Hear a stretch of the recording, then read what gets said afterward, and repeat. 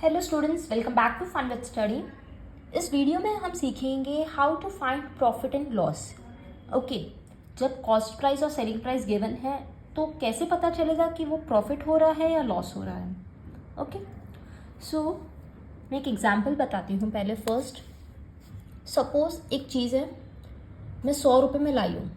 Okay, सो 100 rupees में लाई हूँ तो ये उसका हो जाएगा कॉस्ट प्राइस, क्योंकि वो उसकी कीमत 100 रुपीज़ है। ओके, और अगर मैं उसको 150 में बेच देती हूँ, if I sell this item at 150, ये हो जाएगा उसका सेलिंग प्राइस। सो हमें कैसे पता चलेगा कि प्रॉफिट है या लॉस है। ओके, अब देखो, अगर मैं उसे 100 रुपये में लाती और 150 में बेच देती हूँ तो मैं सेल ज़्यादा रुपए में कर रही हूँ। ओके, जब सेलिंग प्राइस ज़्यादा होता है कॉस्ट प्राइस से तो वो होता है प्रॉफिट। ओके, जब सेलिंग प्राइस ज़्यादा होता है कॉस्ट प्राइस से वो होता है प्रॉफिट। सो सेलिंग प्राइस अगर 150 है और कॉस्ट प्राइस 100 है, प्रॉफिट फाइंड करने का फॉर्मूला है selling price minus cost price. Here the selling price is 150 rupees and the cost price is 100 rupees. So 150 minus 100 is 50 rupees. Profit कितने रुपए का है? 50 का। ओके, क्योंकि मैंने 50 रुपये ज़्यादा में बेचा है वो सामान।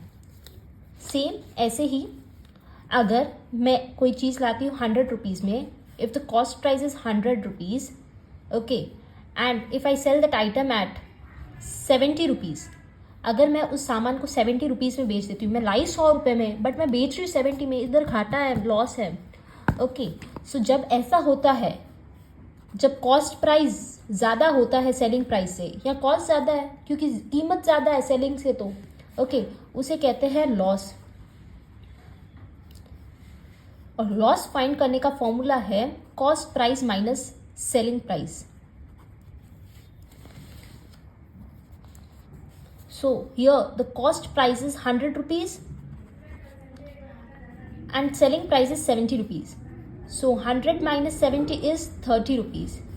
So loss कितने का है? 30 rupees का। ओके, यही चीज़ें ध्यान देनी है। अब हम क्वेश्चन सॉल्व करेंगे। Here there are 3 questions given. First one, the cost price is 180 rupees and selling price is 200 rupees. Same ऐसे ही सोचते हैं जैसे कॉस्ट प्राइस में कोई चीज़ लाती हूँ 180 में और उसे बेच रही हूँ 200 में। ओके, सो 180 में लाई हूँ और 200 में बेच रही हूँ, तो इधर क्या है? यहाँ प्रॉफिट है क्योंकि मैं ज़्यादा में बेच रही हूँ। जब सेलिंग प्राइस ज़्यादा होता है कॉस्ट प्राइस से उसे कहते हैं प्रॉफिट। और प्रॉफिट फाइंड करने का फॉर्मूला है selling price minus cost price. Selling price यहाँ है 200 रुपीज़ एंड कॉस्ट प्राइस है 180 रुपीज़।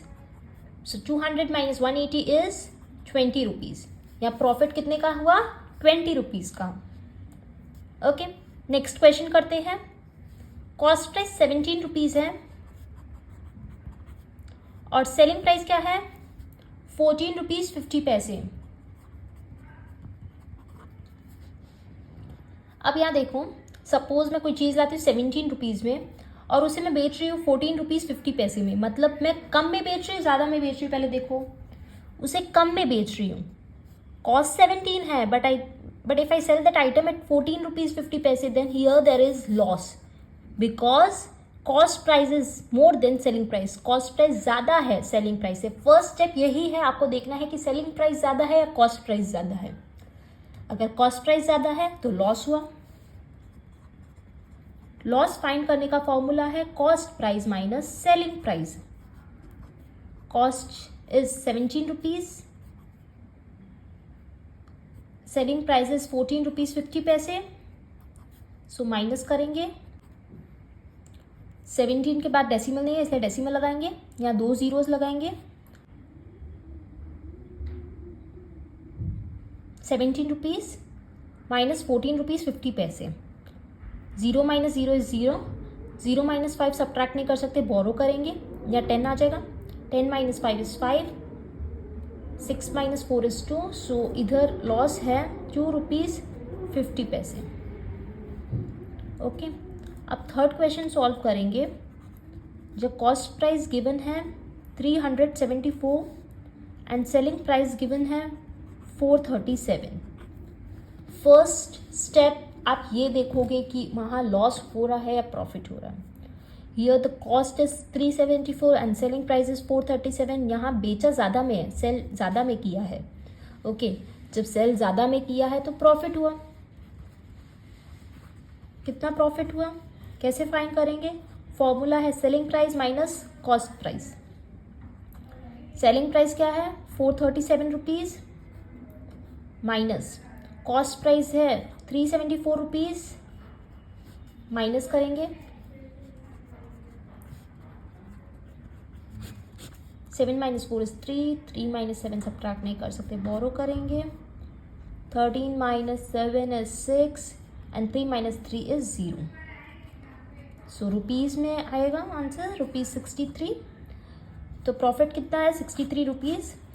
सो कुछ सिंपल स्टेप्स जिसे प्रॉफिट एंड लॉस फाइंड करते हैं। फर्स्ट स्टेप, पहले फाइंड करेंगे कि प्रॉफिट हो रहा है लॉस हो रहा है। अगर सेलिंग प्राइस ज़्यादा है तो प्रॉफिट हो रहा है और यही कॉस्ट प्राइस ज़्यादा है तो लॉस हो रहा है। फॉर्मूला लिखना ज़रूरी है। सॉल्व करेंगे, सॉल्व करने के बाद आंसर में रुपीज़ लगाना ज़रूरी है। अगर आप यूनिट नहीं लगाओगे तो आंसर भी के मार्क्स कट जाएंगे। Okay, so with this we complete this topic. So हमने प्रॉफिट एंड लॉस फाइंड करना सीखा। हम नेक्स्ट वीडियो में प्रॉफिट परसेंटेज और लॉस परसेंटेज फाइंड करना सीखेंगे। अगर आपको वीडियो समझ आई हो तो लाइक ज़रूर करना और जो subscribe to my channel for more videos. Thank you.